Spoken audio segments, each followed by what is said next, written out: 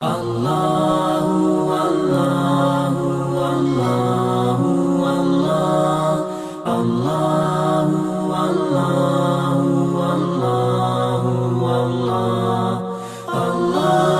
اللہ الرحمن الرحیم۔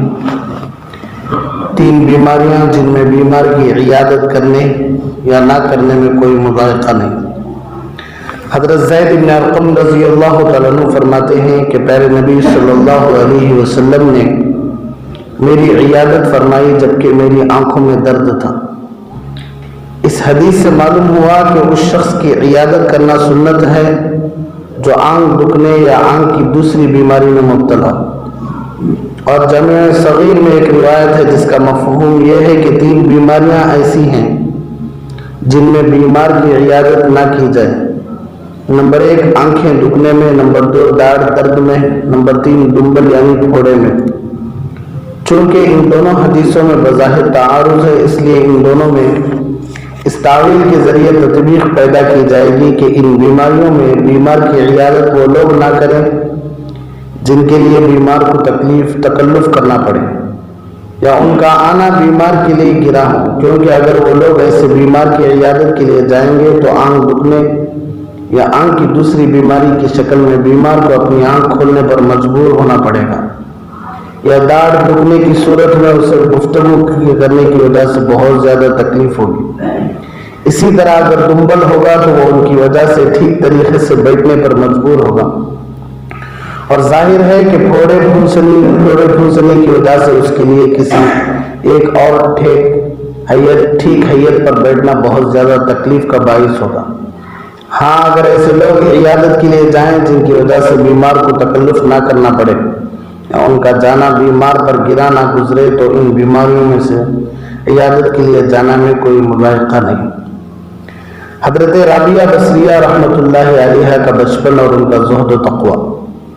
حضرت رابعہ بصریہ رحمۃ اللہ علیہ سے جو اولیاء کاملین میں سے تھی، کسی شخص نے پوچھا کہ اللہ کی طلب کا راستہ آپ کے ہاتھ کیسے لگا، یعنی اللہ کی طلب کی ابتدا کیوں کر ہوئی؟ فرمایا کہ میں 7 برس کی تھی، 7 سال کی تھی، بصرہ میں ایک قحط پڑا، میرے ماں باپ دنیا سے جا چکے تھے اور میری بہنیں الگ ہو گئی تھیں، اور مجھے رابعہ یعنی چوتھی اس لیے کہتے ہیں کہ میری 3 بہنیں اور تھیں، چوتھی میں تھی۔ بس میں ایک ظالم کے ہاتھ پڑی، اس نے مجھ کو 6 درہم میں بیچ ڈالا۔ جس شخص نے مجھ کو خریدا تھا وہ مجھ سے سخت کام لیتا تھا۔ ایک روز میں کھوٹے سے گر پڑی اور میرا ہاتھ ٹوٹ گیا۔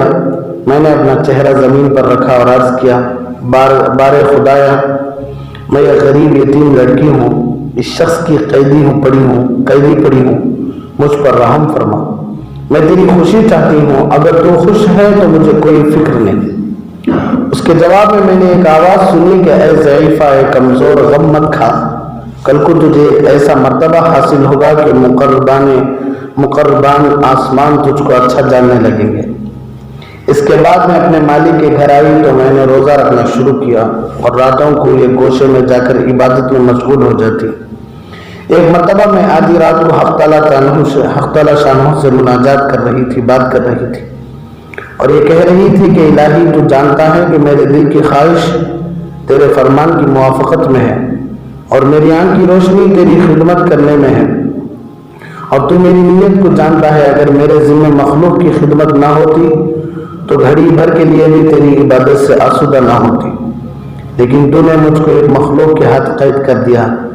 میں دعا کر رہی تھی کہ میرے مالک نے میرے سر پر ایک کندیل نور کی بغیر زنجیر کی لٹکی ہوئی دیکھی جس کے سبب سارا گھر روشن ہو گیا تھا۔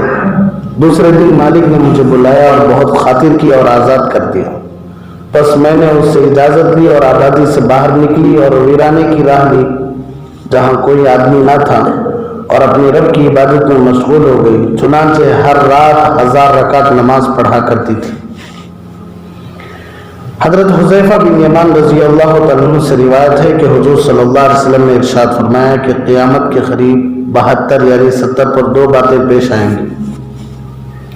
نمبر 1 لوگ نمازیں غارت کرنے لگیں گے، یعنی نمازوں کا اہتمام رخصت ہو جائے گا۔ یہ بات اگر اس زمانے میں کہی جائے تو کوئی زیادہ تعجب کی بات نہیں، اس زمانے میں کہی جائے تو کوئی تعجب کی بات نہیں سمجھی جائے گی، اس لیے کہ آج مسلمانوں کی اکثریت ایسی ہے جو نماز کی پابند نہیں ہے۔ لیکن پیارے رسول صلی اللہ علیہ وسلم نے یہ بات اس وقت ارشاد فرمائی تھی جب نماز کو کفر اور ایمان کے درمیان حد فاصل قرار دیا گیا تھا۔ اس زمانے میں مومن کتنا ہی برے سے برا ہو، فاسق و فاجر ہو، بدکار ہو، لیکن نماز نہیں چھوڑتا تھا۔ اس زمانے میں آپ صلی اللہ علیہ وسلم نے ارشاد فرمایا کہ لوگ نماز غارت کرنے لگیں گے۔ نمبر 2، امانتیں ضائع کرنے لگیں گے، یعنی جو امانت ان کے پاس رکھی جائے گی اس میں خیانت کرنے لگیں گے۔ نمبر 3، سود کھانے لگیں گے۔ نمبر 4، جھوٹ کو حلال سمجھنے لگیں گے، یعنی جھوٹ ایک فن اور ہنر، ٹیلنٹ بن جائے گا۔ نمبر 5، معمولی باتوں پر خون ریزی کرنے لگیں گے، خون گرانے لگیں گے، لڑنے لگیں گے، ذرا سی بات پر دوسری کی جان لے لیں گے۔ نمبر 6، اونچی بلڈنگیں بنائیں گے۔ نمبر 7، دین بیچ کر دنیا جمع کریں گے۔ نمبر 8، قطع رحمی یعنی رشتہ داروں سے بدسلوکی کریں گے۔ نمبر 9، انصاف نایاب ہو جائے گا۔ نمبر 10، جھوٹ سچ بن جائے گا۔ نمبر 11، لباس ریشم کا پہنا جائے گا۔ نمبر 12، ظلم عام ہو جائے گا۔ نمبر 13، طلاقوں کی کثرت ہوگی۔ نمبر 14، ناگہانی موت عام ہو جائے گی، یعنی ایسی موت عام ہو جائے گی کہ جس کا پہلے سے پتہ نہیں ہوگا، بلکہ اچانک آدمی مر جائے گا، فلاں شخص ابھی زندہ ٹھیک ٹھاک تھا لیکن مر گیا۔ نمبر 15، خیانت کرنے والے کو امانت دار سمجھا جائے گا، امانت دار کو خائن سمجھا جائے گا، یعنی امانت دار پر تہمت لگائی جائے گی کہ یہ خائن ہے۔ جھوٹے کو سچا کہا جائے گا، سچے کو جھوٹا سمجھا جائے گا۔ تہمت درازی عام ہو جائے گی، یعنی لوگ ایک دوسرے پر جھوٹی تہمتیں لگائیں گے۔ بارش کے باوجود گرمی ہوگی، لوگ اولاد کی خواہش کرنے کے بجائے اولاد سے کراہت کریں گے، یعنی جس طرح لوگ اولاد ہونے کی دعائیں کرتے ہیں اس کے بجائے لوگ یہ دعا کریں گے کہ اللہ اولاد ہی ہرگز نہ دے۔ چنانچہ آج دیکھ لیں کہ خاندانی منصوبہ بندی ہو رہی ہے اور یہ نعرے لگا رہے ہیں کہ بچے 2 ہی اچھے ہیں۔ کمینوں کے ٹھاٹ ہوں گے، یعنی کمینے لوگ بڑے ٹھاٹ سے عیش و عشرت کے ساتھ زندگی گزاریں گے۔ شریفوں کا ناک میں دم آ جائے گا، یعنی شریف لوگ شرافت کو لے کر بیٹھیں گے تو دنیا سے کٹ جائیں گے۔ امیر اور وزیر جھوٹ کے عادی بن جائیں گے، یعنی سربراہ حکومت اور اس کے اعوان و انصار اور وزراء جھوٹ کے عادی بن جائیں گے اور صبح و شام جھوٹ بولیں گے۔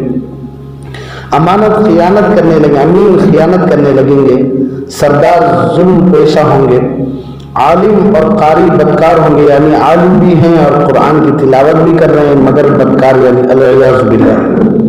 لوگ جانوروں کی کھالوں کا لباس پہنیں گے مگر ان کے دل مردار سے زیادہ بدبودار ہوں گے، یعنی لوگ جانوروں کی کھالوں سے بنے ہوئے اعلیٰ درجے کے لباس پہنیں گے لیکن ان کے دل مردار سے زیادہ بدبودار ہوں گے اور ایندھن سے زیادہ کڑوے ہوں گے۔ سونا عام ہو جائے گا، چاندی کی مہنگائی ہوگی، مانگ ہوگی، گناہ زیادہ ہو جائیں گے، امن کم ہو جائے گا، قرآن کریم کے نسخوں کو آراستہ کیا جائے گا اور اس کو نقش و نگار بنایا جائے گا، مسجدوں کو سنوارا جائے گا، اونچے مینارے بنائیں گے لیکن دل ویران ہوں گے، شرابی پی جائیں گی، شرعی سزاؤں کو معطل کر دیا جائے گا، لونڈی اپنے آقا کو جنے گی، یعنی بیٹی ماں پر حکمران کرے گی اور اس کے ساتھ ایسا سلوک کرے گی جیسا آقا اپنی باندی کے ساتھ کرتا ہے۔ جو لوگ ننگے پاؤں ننگے بدن غیر مہذب ہوں گے وہ بادشاہ بن جائیں گے، یعنی کمینے اور نیچے ذات کے لوگ جو نسب اور اخلاق کے اعتبار سے کمینے اور نیچے درجے کے سمجھے جاتے ہیں وہ سربراہ بن کر حکومت کرنے لگیں گے۔ تجارت میں عورت مرد کے ساتھ شرکت کرے گی، جیسے آج کل ہو رہا ہے کہ عورتیں زندگی کے ہر کام میں مردوں کے شانہ بشانہ چلنے کی کوشش کر رہی ہیں۔ مرد عورتوں کی نقالی کریں گے، عورتیں مردوں کی نقالی کریں گی، یعنی مرد عورتوں جیسا حلیہ بنائیں گے اور عورتیں مردوں جیسا حلیہ، یعنی ان کے جیسے کپڑے۔ آج دیکھ لیں کہ نئے فیشن نے یہ حالت کر دی ہے کہ دور سے دور دیکھو کہ پتہ نہیں لگانا مشکل ہے کہ یہ مرد ہے یا عورت ہے۔ غیر اللہ کی قسمیں کھائی جائیں گی، یعنی قسم تو صرف اللہ کی یا اللہ کی صفت کی اور قرآن کی کھانا جائز ہے، دوسری چیزوں کی قسم کھانا حرام ہے، لیکن اس وقت لوگ اور چیزوں کی قسمیں کھائیں گے، مثلا تیرے سر کی قسم، تیرے باپ کی قسم، غوث پاک کی قسم، مولا علی کی قسم وغیرہ وغیرہ۔ مسلمان بھی بغیر کہے جھوٹی گواہی دینے کو تیار ہوگا، لفظ بھی کے ذریعے بتایا دیا، اور لوگ تو یہ کام کرتے ہی ہیں، لیکن اس وقت مسلمان بھی جھوٹی گواہی دینے کو تیار ہو جائیں گے۔ صرف جان پہچان کے لوگوں کو سلام کیا جائے گا۔ مطلب یہ ہے کہ اگر راستے میں کہیں سے گزر رہے ہیں تو ان لوگوں کو سلام نہیں کیا جائے گا جن سے جان پہچان نہیں ہے۔ اگر جان پہچان ہے تو سلام کر لیں گے، حالانکہ حضور صلی اللہ علیہ وسلم کا یہ فرمان ہے وَتُقْرِئُ السَّلَامَ عَلَى مَنْ عَرَفْتَ وَمَنْ لَمْ تَعْرِفْ، کہ جس کو تم جانتے ہو اس کو بھی سلام کرو، جس کو تم نہیں جانتے اگر مسلمان ہے اس کو بھی سلام کرو۔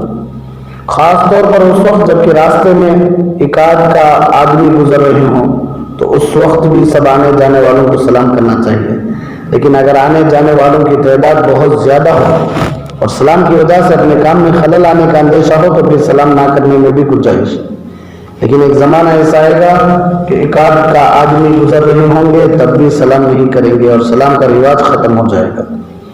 غیر دین کے لیے شرعی علم پڑھا جائے گا، یعنی شرعی علم دین کے لیے نہیں بلکہ دنیا کے لیے پڑھا جائے گا، العیاذ باللہ، اور مقصد یہ ہوگا کہ اس کے ذریعے ہمیں ڈگریاں مل جائے گی، ملازمت مل جائے گی، پیسے مل جائیں گے، عزت اور شہرت حاصل ہو جائے گی۔ ان مقاصد کے لیے دین کا علم پڑھا جائے گا۔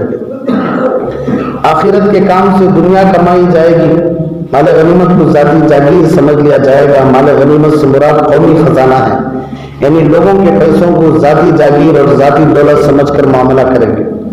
امانت کو لوٹ کر مال سمجھا جائے، لوٹ کا مال سمجھا جائے گا، یعنی اگر کسی نے امانت رکھوا دی تو سمجھیں گے کہ یہ لوٹ کا مال حاصل ہو گیا۔ زکوٰۃ کو جرمانہ سمجھا جائے گا، ٹیکس سمجھا جائے گا۔ سب سے رذیل آدمی قوم کا لیڈر اور قائد بن جائے گا، یعنی قوم میں جو شخص سب سے زیادہ رذیل اور بدخصلت انسان ہوگا اس کو قوم کے لوگ اپنا قائد، اپنا رہبر اور اپنا سربراہ بنا لیں گے۔ آدمی اپنے باپ کی نافرمانی کرے گا، آدمی اپنی ماں سے بدسلوکی کرے گا، دوست کو نقصان پہچان سے گریز کرے گا، بیوی کی اطاعت کرے گا۔ بدکاروں کی آوازیں مسجدوں میں بلند ہو جائیں گی، گانے والی عورتوں کی تعظیم و تکریم کی جائے گی، یعنی جو عورتیں گانے بجانے کا پیشہ کرنے والی ہیں ان کی تعظیم اور تکریم کی جائے گی اور ان کو بلند مرتبہ دیا جائے گا۔ گانے بجانے اور موسیقی کے آلات کو سنبھال کر رکھا جائے گا۔ سرے راہ شرابی پی جائیں گی، ظلم کو فخر سمجھا جائے گا، انصاف بکنے لگے گا، یعنی عدالتوں میں انصاف فروخت ہوگا، لوگ پیسے دے کر اس کو خرید لیں گے۔ پولیس والوں کی کثرت ہو جائے گی۔ قرآن کریم کو نغمہ سرائی کا ذریعہ بنایا جائے، یعنی موسیقی کے آواز میں قرآن کی تلاوت کی جائے گی تاکہ اس کے ذریعے ترنم کا حظ اور مزہ حاصل ہو، اور قرآن کی دعوت اور اس کو سمجھنے یا اس کے ذریعے اجر و ثواب حاصل کرنے کے لیے تلاوت نہیں کی جائے گی۔